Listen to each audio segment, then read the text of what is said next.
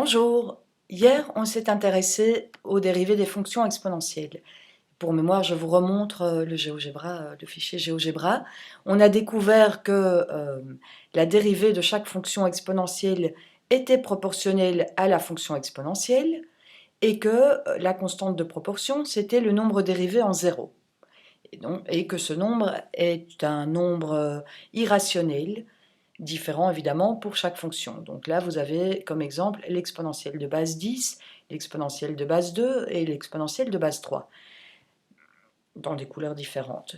Donc c'était les mathématiciens, il y a 400 ans, ont cherché une fonction dont la dérivée serait plus pratique à calculer.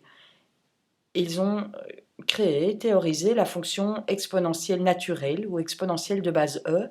D'abord Leibniz et puis le mathématicien John Napier qui a donné son nom, à l'exponentielle népérienne ou exponentielle naturelle. Et donc les Français, Napier, c'est la version francisée de son nom. Donc on va voir ce qu'est cette fonction exponentielle naturelle. Donc je vais un petit peu dégager l'écran ici pour vous la montrer.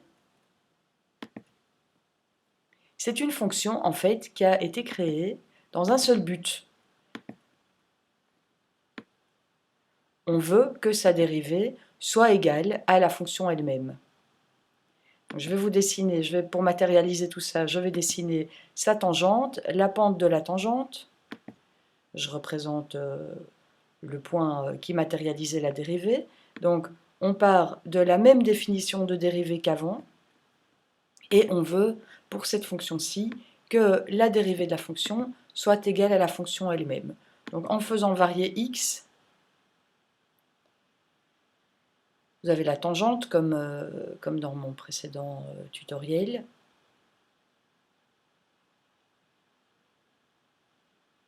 Et là, vous voyez que la pente de la tangente augmente. La dérivée est matérialisée par les petits points. Vous voyez que ces petits points épousent le graphique de la fonction. Et vous voyez aussi que la pente de la tangente, donc quand par exemple x vaut 1,1, y est égal à 3, la pente de la tangente est égale à 3 aussi. Quand x vaut 0,7, y est à peu près égal à 2, la pente de la tangente est égale à 2. Quand x vaut 0, y est égal à 1, parce que e exposant 0 égale 1, comme pour toutes les fonctions exponentielles, la pente de la tangente est égale à 1. Donc ce qu'on va calculer, c'est ce que doit valoir ce fameux nombre e, le nombre de Napier, donc, pour que la dérivée de e exposant x soit égale à 1. Donc e exposant la dérivée en 0 est égal à 1. On va se servir pour ça de la définition de dérivée en 0. Donc attendez, je vais cacher la tangente qui est un petit peu dans le chemin. Oups. Voilà. On veut donc que la limite quand delta x tend vers 0 de e exposant delta x moins e exposant 0, le tout divisé par delta x, soit égal à 1. On va transformer l'équation pour isoler le nombre e dans le membre de gauche. Donc on peut déjà tout multiplier par la limite quand delta x tend vers 0 de delta x pour se débarrasser du quotient. On peut faire passer le 1 dans le membre de droite. Et puis il nous reste dans le membre de gauche la limite quand delta x tend vers 0 de e exposant delta x. Donc si c'était par exemple e exposant 2, on ferait la racine carrée des deux côtés si c'était et on aurait e tout seul. Ici, on va tout élever à l'exposant 1 sur delta x, le membre de gauche et le membre de droite. Donc dans le membre de gauche, on n'a plus que le nombre e. On n'a plus besoin d'écrire limite quand delta x tend vers 0 parce qu'il n'y a pas de delta x dans cette expression. Donc on peut écrire tout simplement e, le nombre e, est égal à la limite quand delta x tend vers 0 de 1 plus delta x à l'exposant 1 sur delta x. Alors pour alléger un peu cette écriture, on peut, au lieu de dire delta x tend vers 0, on peut imaginer un nombre n qui tende vers l'infini. Donc ce nombre n, c'est égal à 1 sur delta x, ou delta x plutôt est égal à 1 sur n. Donc quand n tend vers plus l'infini, 1 sur n, c'est-à-dire delta x, tend vers 0. Et voilà, 1 sur delta x devait tendre vers plus l'infini, c'est le cas de n. On peut essayer d'utiliser l'informatique.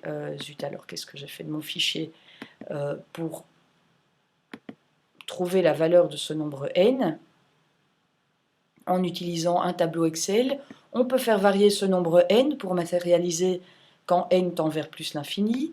On peut aussi voir ce que devient 1 sur n. Quand n tend vers plus l'infini, on voit que 1 sur n se rapproche de 0. Et que devient 1 plus 1 sur n exposant n, ici pour les 10 premiers naturels, et puis pour les puissances de 10, on voit que ce nombre se stabilise autour de 2,71, 82, 80 et quelques.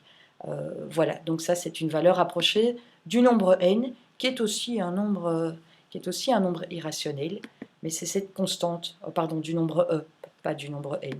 Donc quand le nombre n tend vers l'infini, le nombre e devient 2, 71, 80, 82, 8, etc. C'est ça le nombre e.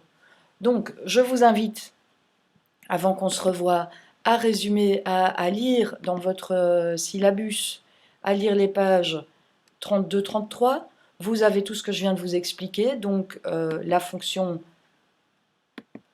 exponentielle de base e, et puis la recherche du nombre e. Vous pouvez vous faire un petit résumé de ceci dans votre cahier. Ce qui est important d'y trouver, c'est la définition de la fonction exponentielle de base e, son graphique, donc une ébauche de son graphique, et puis la façon dont on peut calculer le nombre e, et vous retenez la logique qui a permis de calculer ce nombre.